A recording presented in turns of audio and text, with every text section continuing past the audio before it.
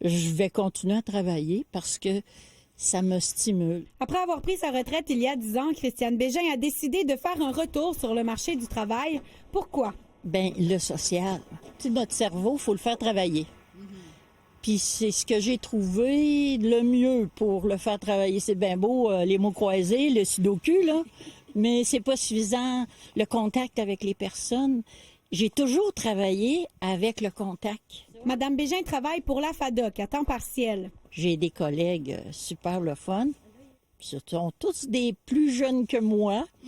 On m'appelle parfois la mamie, la mamie du groupe. On croit beaucoup, nous, à la FADOC, que les travailleurs d'expérience font partie de la solution à la pénurie de main-d'œuvre. Mais ils sont également nombreux à faire un retour sur le marché du travail pour des raisons financières. Ils n'ont pas nécessairement accumulé de fonds de retraite, ils veulent arrondir les fins de mois. La majorité en fait, des travailleurs n'ont pas accès à un régime d'entreprise, un régime de retraite offert par l'employeur.